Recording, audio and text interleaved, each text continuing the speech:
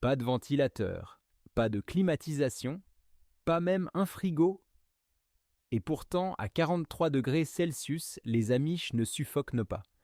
Là où nous transpirons à la moindre brise chaude, eux restent au frais, paisibles, dans des maisons sans électricité.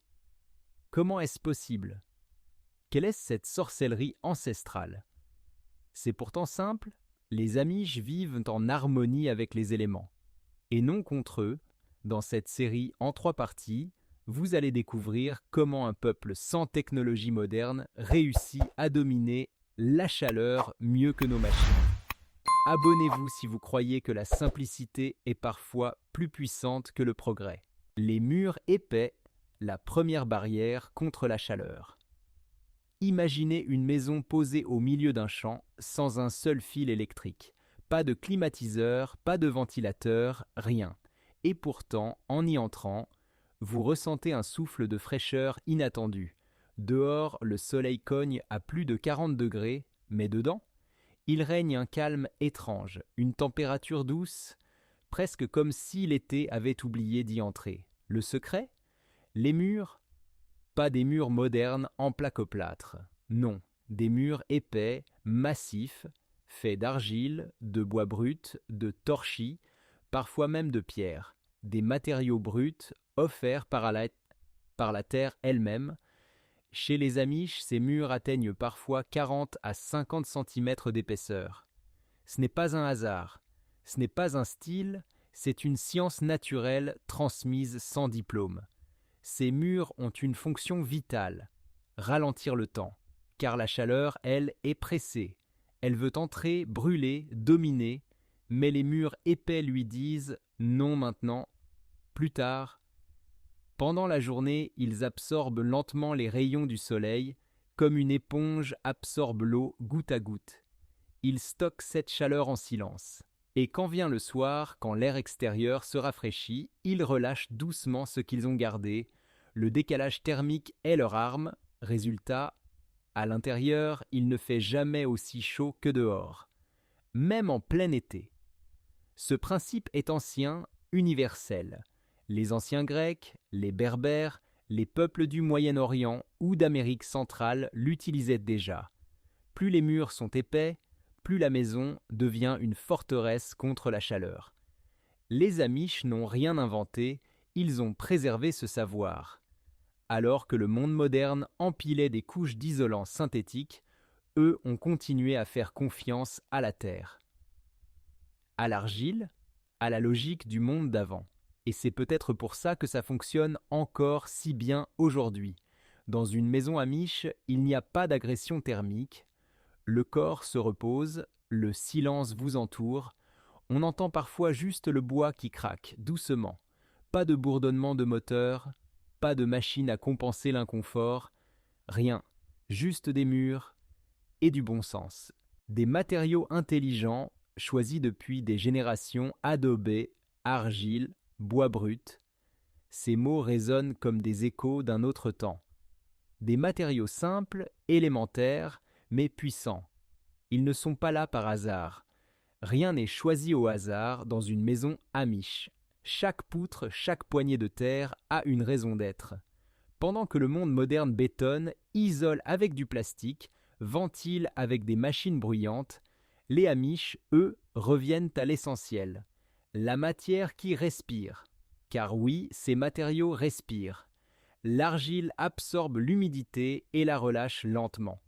Le bois, surtout non traité, isole tout en gardant une certaine souplesse. L'adobé, ce mélange de terre crue, de sable et parfois de paille, est un miracle ancestral. Il emmagasine la fraîcheur la nuit et la diffuse pendant la journée. C'est comme si chaque mur devenait un climatiseur, mais naturel, silencieux, gratuit. Et c'est là que réside toute l'intelligence des Amish. Ils ne cherchent pas à dominer la nature, ils l'observent, ils travaillent avec elle. Ils comprennent ses cycles, ses forces, ses faiblesses. Ces matériaux, on les trouve sous leurs pieds. Dans les champs, dans les forêts, pas besoin d'usine ni d'importation. Pas de facture, pas de dépendance. Juste du bon sens et du travail manuel. Pendant que les villes dépensent des fortunes à compenser leurs erreurs de construction avec la climatisation, les Amish n'ont rien à compenser. Leur maison n'a pas besoin d'être corrigée, elle est juste bien pensée dès le départ. Et au-delà de la logique thermique, il y a quelque chose de plus profond, une esthétique, une chaleur visuelle. Ces matériaux ont une âme. Ils vieillissent avec la maison, ils racontent une histoire. Chaque fissure dans l'argile, chaque nœud dans le bois témoigne du temps qui passe.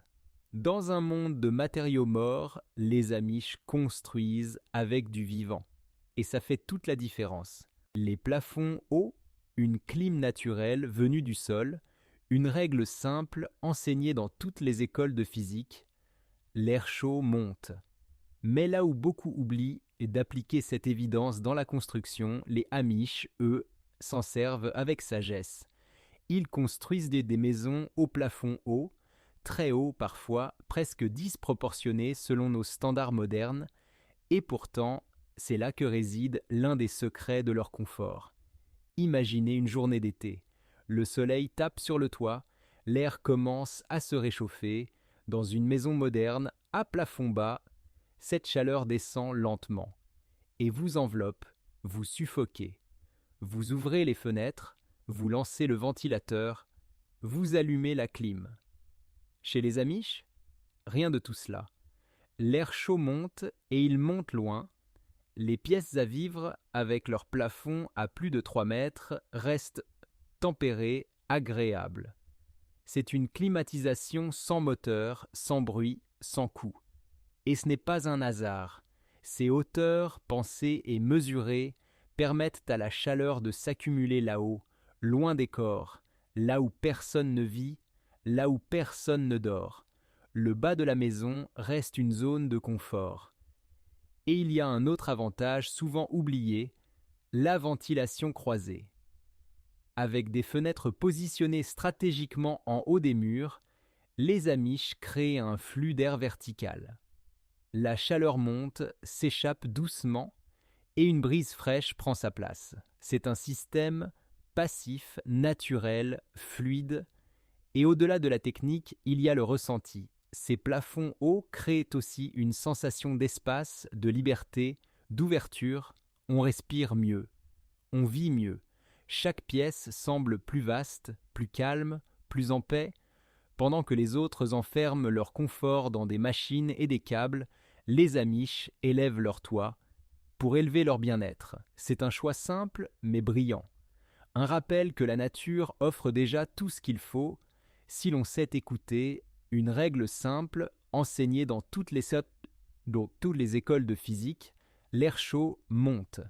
Mais là où beaucoup oublient d'appliquer cette évidence dans la construction, les Amish, eux, s'en servent avec sagesse. Ils construisent des maisons au plafond haut, très haut parfois, presque disproportionnées selon nos standards modernes. Et pourtant, c'est là que réside l'un des secrets de leur confort. Imaginez une journée d'été. Le soleil tape sur le toit, l'air commence à se réchauffer. Dans une maison moderne, à plafond bas, cette chaleur descend lentement et vous enveloppe, vous suffoquez. Vous ouvrez les fenêtres, vous lancez le ventilateur, vous allumez la clim. Chez les Amish, rien de tout cela. L'air chaud monte et il monte loin. Les pièces à vivre, avec leur plafond à plus de 3 mètres, restent tempérées, agréables. C'est une climatisation sans moteur, sans bruit, sans coût. Et ce n'est pas un hasard.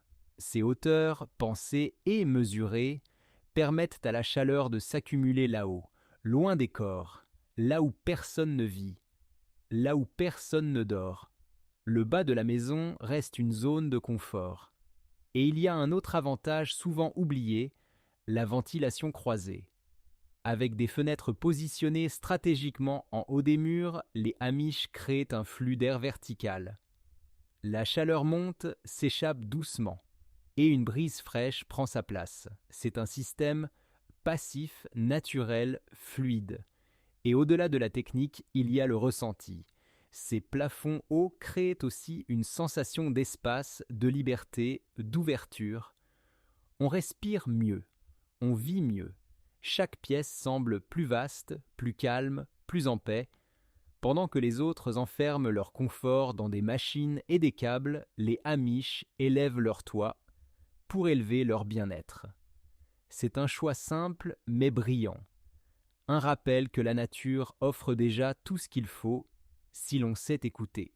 Des maisons conçues comme des forteresses de fraîcheur.